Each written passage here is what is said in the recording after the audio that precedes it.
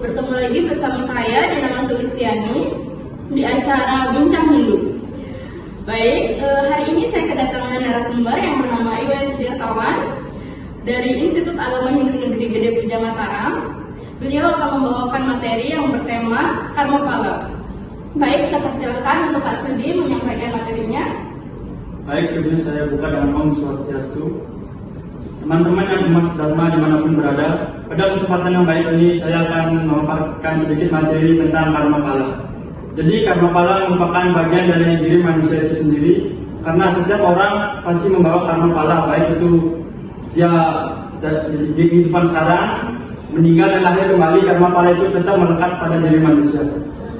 Karma pala merupakan salah satu bagian dari Pancasrada atau 5 keyakinan yang ada dalam umat Hindu. Jadi kita sebagai umat Hindu jangan sampai yakin akan Pancasrada tapi lupa akan karma pala. Karena banyak ditemui fenomena-fenomena di sekarang ini, di zaman Kaliuga, banyak masyarakat yang berbuat tetapi tidak berpikir apa akibatnya. Mereka berbuat tidak baik kepada orang, merugikan bahkan sampai menyakiti orang lain, sehingga menyebabkan banyak terjadi kasus kriminalisasi di zaman sekarang ini. Untuk itu maka diharapkan manusia bisa introspeksi diri sebelum melakukan apapun kepada orang lain. Karma pala memiliki bagiannya sendiri, yaitu ada 3 bagian. Yang pertama ada sancita karma pala, yaitu karma yang diperbuat di kehidupan sebelumnya diterima di kehidupan sekarang. Contohnya dapat kita ambil dari Raja Dastarastra, ayah dari 100 Korawa. Di kehidupan yang sekarang itu dia menjadi buta dan 100 anaknya meninggal dalam medan pertempuran. Karena yang dialaminya di kehidupan sekarang itu merupakan hasil dari perbuatan di kehidupan sebelumnya. Karena diceritakan bahwa di kehidupan sebelumnya dia sedang berburu ke hutan dan melihat sepasang burung dengan ratusan anaknya di sebuah pohon. Tanpa berpikir panjang, dia langsung menembakkan panah api ke arah pohon tersebut, yang mengakibatkan 100 anak dari burung tersebut jatuh dan meninggal, sementara kedua induk burung tersebut menjadi buta. Yang kedua ada prarabdha karma pala, yaitu karma yang diperbuat di kehidupan sekarang diterima juga di kehidupan sekarang. Dapat kita ambil contoh kecilnya, yaitu ketika kita mencaci orang lain, mungkin saja orang tersebut langsung membalasnya dengan memukul kita. Itu merupakan bagian dari prarabdha karma pala. Dan contoh besarnya bisa kita ambil dari Raja Dasarata yang merupakan ayah dari Sang Rama. Di kehidupannya itu dia meninggal karena merasa tersiksa atau perasaannya tersiksa karena ditinggalkan oleh anaknya. Itu merupakan akibat dari perbuatan pada saat dia masih muda, yang diceritakan bahwa dia sedang berburu ke hutan. Dia merupakan pemanah yang ulung, dan pada saat itu dia mendengar suara hewan dari pinggir sungai. Tanpa berpikir panjang, dia langsung membidikkan panahnya ke arah sungai tersebut. Lalu beberapa saat kemudian terdengar suara manusia yang berteriak kesakitan. Dia pun menghampirinya dan melihat bahwa ada anak muda yang kesakitan karena terkena panah darinya.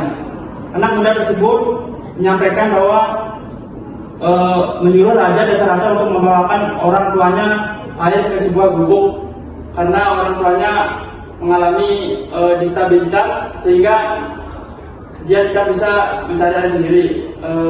Raja Dasarata kemudian membawakan air kepada orang tua anak tersebut. Sampainya di gubuk, Raja Dasarata menceritakan apa yang terjadi di tepi sungai saat anaknya mencari air. Kedua orang tua tersebut yang buta itu kemudian meminta Dasarata untuk mengantarkannya ke tempat anaknya tersebut. Sampainya di sana, kedua orang tua tersebut meraba jasad anaknya dan meminta Raja Dasarata untuk menyiapkan pembakaran untuk anaknya. Setelah itu Raja Dasarata pun menyiapkan pembakaran, dan pada saat prosesi pembakaran jasad dari anak orang tua yang buta tersebut, Raja Dasarata berupaya meminta maaf. Tapi salah satu dari orang tua tersebut tidak terima dan mengutuk Raja Dasarata bahwa suatu saat dia akan mengalami hal sama, yaitu merasa tersakiti karena ditinggal oleh anak yang dia sayangi, sehingga dia merasa tidak ada gunanya lagi hidup di dunia ini. Akibat dari karmanya itulah dia menjadi meninggal pada saat Sang Rama meninggalkannya ke hutan. Dan kemudian yang terakhir, yang ketiga, ada kriyamana karma pala, yaitu apa yang kita perbuat saat ini akan kita terima di kehidupan selanjutnya. Ini merupakan karma yang tidak bisa kita tebak karena kita bisa saja berbuat semena-mena saat ini dan tidak menerima akibat dari perbuatan kita itu, tetapi kita bisa saja menerimanya di kehidupan selanjutnya. Dan dari ketiga bagian karma tersebut, ada upaya untuk kita tetap berjalan-jalan yang baik, yaitu dengan menerapkan Trikaya Parisuddha, yaitu 3 perbuatan yang baik dan benar. Yang pertama itu ada manacika, yang berasal dari mana atau pikiran. Kita harus berupaya berpikir yang baik supaya kita bisa melakukan tindakan atau perbuatan yang baik. Yang kedua itu ada wacika, yang berasal dari wacana atau perkataan. Kita harus berusaha berbicara yang baik kepada orang lain. Dan yang ketiga itu ada kayika parisuddha, kita harus berusaha untuk berbuat yang baik kepada orang lain, karena perbuatan yang kita lakukan hari ini akan kita terima juga pastinya suatu saat nanti. Mungkin itu saja yang dapat saya sampaikan pada pertemuan kali ini. Jika ada kesalahan, mohon maaf. Tanahna wong swasta lulus, tidak ada manusia yang sempurna.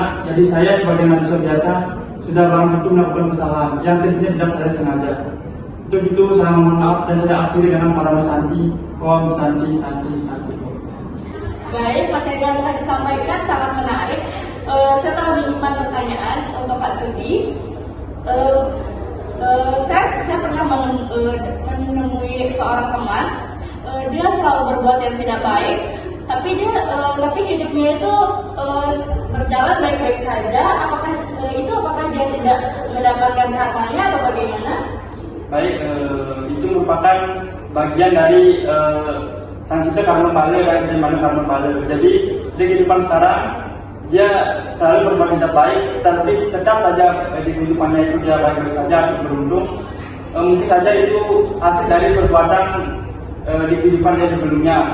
Di kehidupan sebelumnya dia mungkin saja selalu berbuat baik, makanya di kehidupan sekarang dia menjalani hidup dengan baik-baik saja, dia tidak pernah mengalami hal buruk, meskipun dia sering melakukan hal buruk. Hal buruk yang dia lakukan sekarang tentu saja akan diterimanya di kehidupan selanjutnya, atau bisa disebut dia Mana Karma Pala, karena karma dari kehidupan sebelumnya masih belum tuntas untuk dibayarkan, sehingga kehidupannya sekarang dia selalu baik-baik saja.